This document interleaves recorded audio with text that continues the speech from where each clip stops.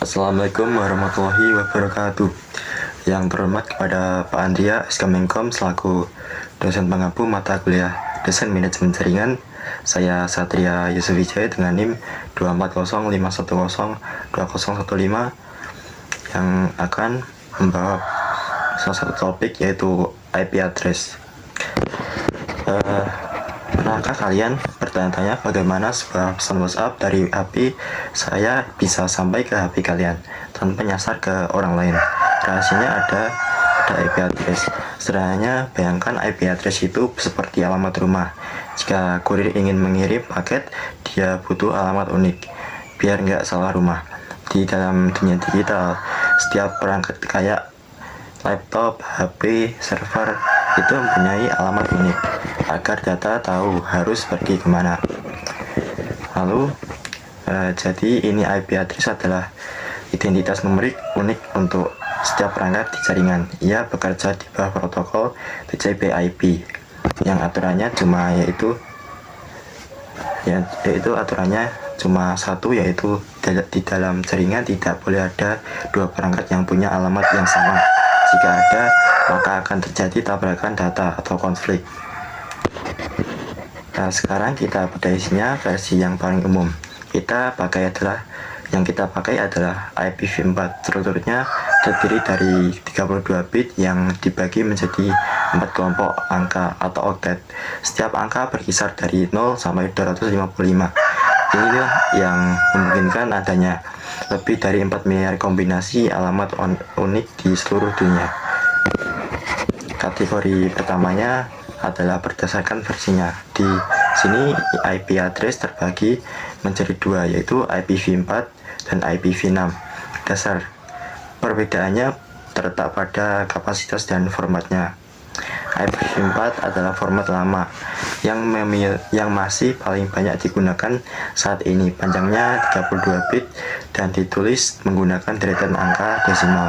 Seperti contohnya 192.168.1.1 yang tadi kita bahas, namun kita pengguna internet di dunia meledak luar biasa. Kapasitas IPv4 yang hanya menampung sekitar 4 miliar alamat ini sekarang sudah mulai habis. Untuk mengatasi masalah itu, lahirlah IPv6 sebagai format baru.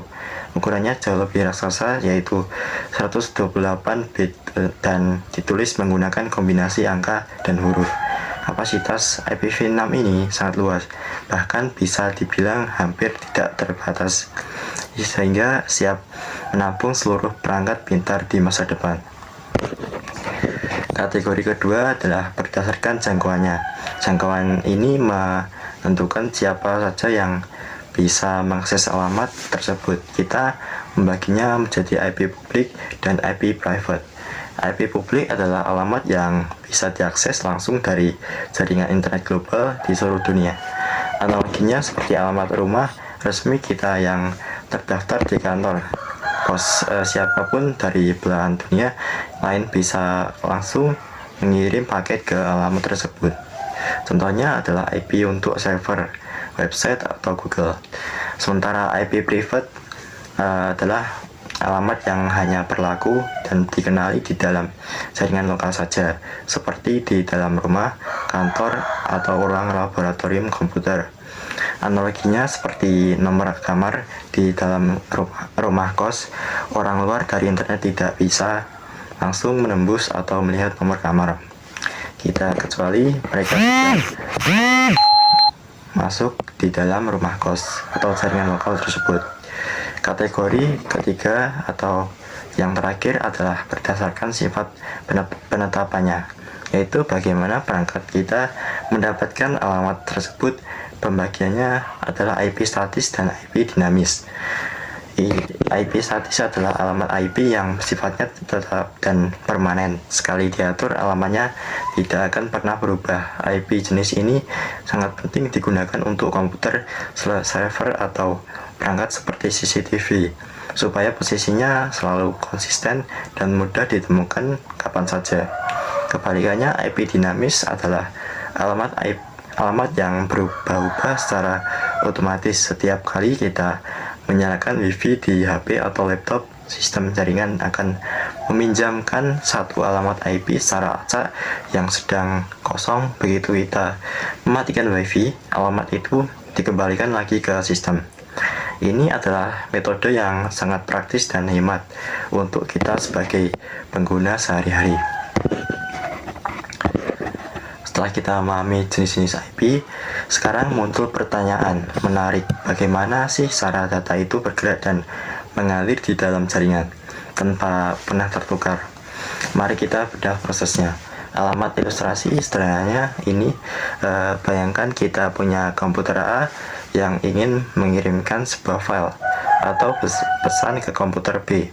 Prosesnya terjadi dalam 3 langkah mudah. Langkah pertama adalah pembungkusan data. Ketika kita mengklik tombol kirim, komputer kita tidak langsung melepas data begitu saja. Sistem akan membungkus data tersebut menjadi sebuah paket digital.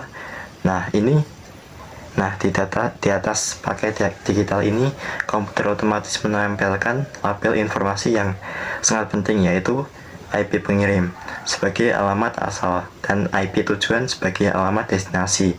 Proses ini sama persis seperti saat kita menulis alamat di amplop surat sebelum dikirim ke kantor pos. Langkah kedua, paket data mulai berjalan dan bertemu dengan router. Di dalam jaringan ada perangkat penting bernama router. Fungsinya router di sini adalah sebagai GPS pintar untuk petugas sortir ekspedisi. Router tidak peduli dan tidak akan membaca apa isi file atau pesan yang kita kirim. Yang dilakukan router hanya satu, melihat label IP tujuan pada paket tersebut. Langkah ketiga, pengantaran.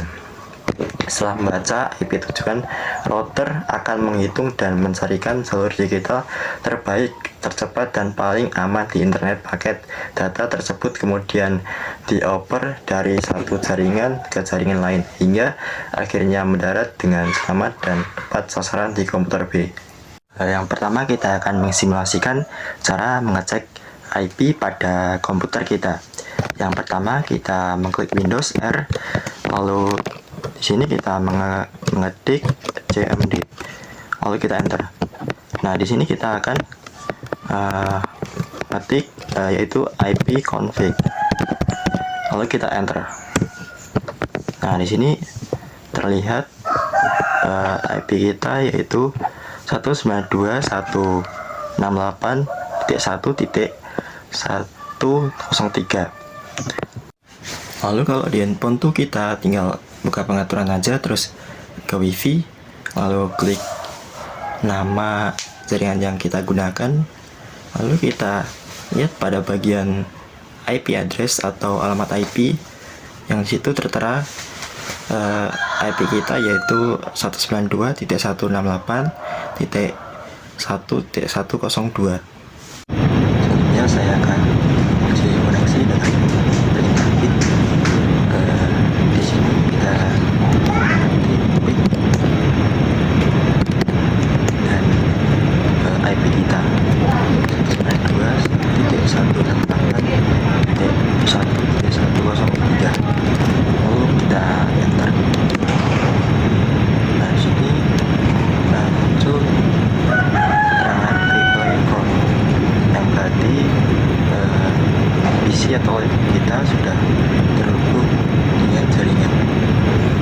Jika PC atau laptop kita belum terhubung, itu keterangannya seperti ini, request link out. Nah, ini belum terhubung.